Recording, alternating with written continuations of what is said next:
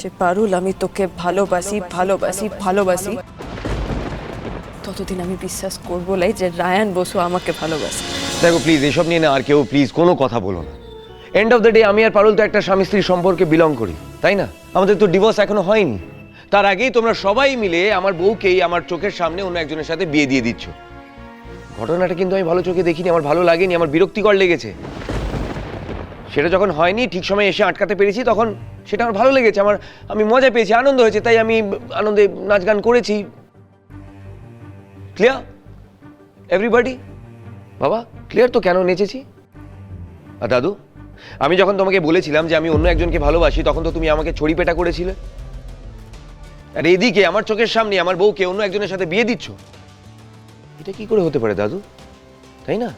Unacceptable. তার মানে এটা নয় যে আমি পারুলকে ভালোবাসি। এসব কথা নিয়ে প্লিজ আর কেউ কিছু বলো না, প্লিজ। বেশ হয়েছে, তোমার মতো একটা গ্রামের কালো মেয়েকে আমার ছেলে কেনই বা ভালোবাসবে পারুল? দাদু, এবার বিশ্বাস হলো তো যে রায়ান কিন্তু আমাকে সত্যি ভালোবাসে নাই? আসলে দাদু, রায়ান এটা ভাবতেই পারে লাই যে ওর সম্মতি ছাড়া ওরই বউ অন্য কাউকে ভালোবাসতে শুরু করবে, অন্য কারোর লগে ওর বিয়ার কথা হবে। রায়ান ভাবছে যে ও কি এতটাই ফালতু যে ওর লাখের ডগা দিয়ে ওর বউকে অন্য কেউ নিয়ে চলে যাবে। কিন্তু দাদু ভাই তো তোকে অন্য কারোর হাতে দিতে চায় না মা। ওরে, ভালোবাসা না থাকলে এত অধিকার বোধ তো কারোর জন্মায় না মা। আমি ওর জীবনের জাস্ট একটা অভ্যেস ঠামি, ভালোবাসা লই। ওনা সম্পূর্ণ মেয়ে লিগো থেকে ওর এই অধিকার বোধটা ফলাইছে। যখন দেখছে যে ওর বউ অন্য কোথাও যাচ্ছে লাই, অন্য কাউকে বিয়া করছে লাই, বাস তখনই ওর মেয়ে লিগো স্যাটিসফাইড হয়ে গেছে, আর সেই লিগেও আনন্দ লেচিয়ে উঠেছে।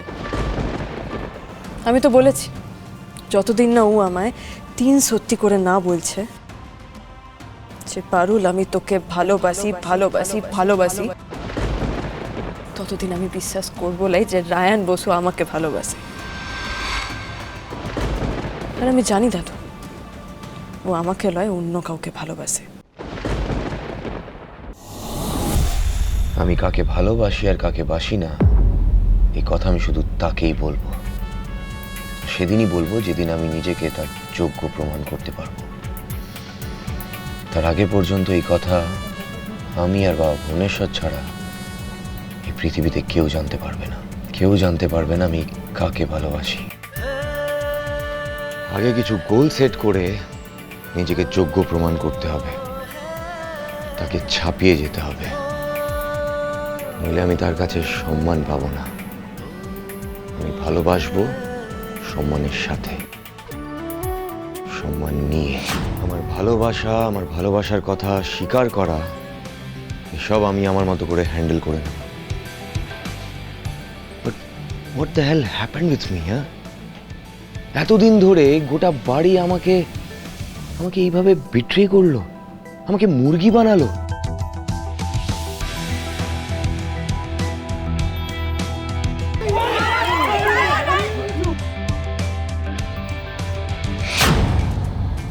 পারুল অনিরুদ্ধ স্যারের সাথে প্রেম করছে জেনে আমি যে জেলেস ফিল করছি, এটা সবাই খুব মজা পেয়েছে, মজা লুটেছে। আচ্ছা, মহুলের বদলাটা নিয়েছে তো? নে নে জন্তু নে, আমারও নাম রায়ান বাসু, এটা তোলা থাকলো জন্তু। সময় আসুক, এর বদলা আমি ঠিক নেব। না, খুকুর বিয়েটা মিটে যাক, তারপরে এই দুটোকে নিয়ে বসতে হবে।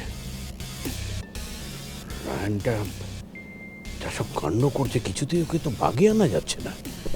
বাবা, এই ব্যাপারে আমার একটা দুর্দান্ত প্ল্যান আছে। তোমার প্ল্যান? হ্যাঁ হ্যাঁ, বলবো? থাক, পরে শুনবো, আগে বিয়েটা মিটে যাক। সেই ওর কথা শুনবেন কেন আপনি? আমরা তো সবাই ফেলনা, বসুবাড়ির হিরে তো হচ্ছে ওই উদ্বাস্তু পারুল। বড় বৌমা, তুমি খুব ভালো সময় চলে এসেছো। বলছি, বেআই মশাইয়ের শরীর ভালো আছে তো এখন? হ্যাঁ মা, একটু ভালো। বেশ। শোনো না, বলছি ওই পরশু তো খুকুর বিয়ে, আর তো বেশি সময় আমাদের হাতে নেই। সবাইকে মিলে একটু তাড়াতাড়ি করে সব কিছু গুছিয়ে নিতে হবে। কাজকর্ম সব তুমি দেখে শুনে নিও মা।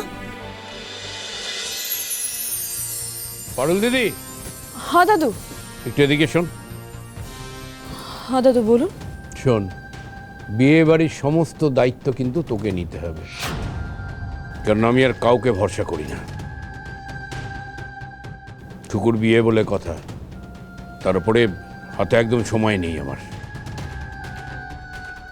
হ্যাঁ হ্যাঁ দাদু, আমি সবাইকে নিয়ে সব ব্যবস্থা করে নেবো, ঠিক, আপনি চিন্তা করবেন না। আপনি কোনো চিন্তা করবেন না বাবা, আমি এখন এসে গেছি তো। পারুল ছেলে মানুষ, আমি ওকে সব শিখিয়ে পড়িয়ে নেব। বাড়ির বড় বউয়ের সমস্ত দায়িত্ব কর্তব্য আমি পালন করব বাবা, আপনি একদম ঘাবড়াবেন না, কেমন? বড় বৌমা, আমি অথর্ব হয়েছি, আমার মস্তিষ্ক কিন্তু অচল হয়ে যায়নি। আমার কথার উপর কোনো কথা বলবে না। আমি যেটা বলেছি সেটা সজ্ঞানে বলেছি। আমি কি তোমার নাম নিয়েছি? আমি পারুল দিদির নাম নিয়েছি। তাহলে তুমি আগ বাড়িয়ে কথা বলছো কেন? বাবা, মায়ের পর এই বাড়ির দায়িত্ব পালনের ক্ষেত্রে আমি তো বড়, মানে আমি তো এই বাড়ির বড় বউ, তাই না? আমিও তো অথর্ব হয়ে যাইনি বাবা। আমার পরে ছোট আছে, তরিতা আছে, সবাইকে ছেড়ে হঠাৎ পারুল। কারণ পারুল ছাড়া খুকুর সংসার গড়ার স্বপ্ন সত্যি হতো না। এতগুলো বছর কেটে গেছে, তোমরা কেউ খুকুর সংসার গড়ার দায়িত্ব নিয়েছো? নাওনি তো। বিপদের মধ্যে ঝাঁপিয়ে পড়ে যে খুকুকে ছাদনাতলার দোরগোড়া পর্যন্ত নিয়ে এসছে, আমি দায়িত্ব তাকেই দিয়েছি। সবাই বুঝতে পেরেছো? এই নিয়ে আমি আর কোনো কথা শুনতে চাই না। প্রত্যেকে প্রত্যেকে মানে প্রত্যেকে, বাচ্চা বুড়ো সবাই পারুলের কথা শুনে চলবে।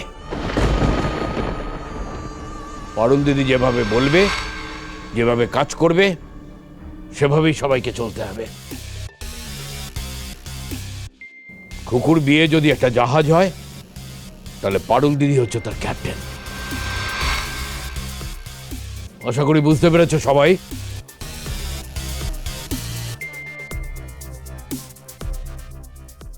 এত অপমান, এতটা অপমান, এই মেয়ের জন্যে আমাকে এই অপমান পেতে হলো তো। আর তুমি পারুল, ঘোড়া ডিঙিয়ে ঘাস খেলে তো ছাড়বো না, আমি তোমাকে কিছুতেই ছাড়বো না।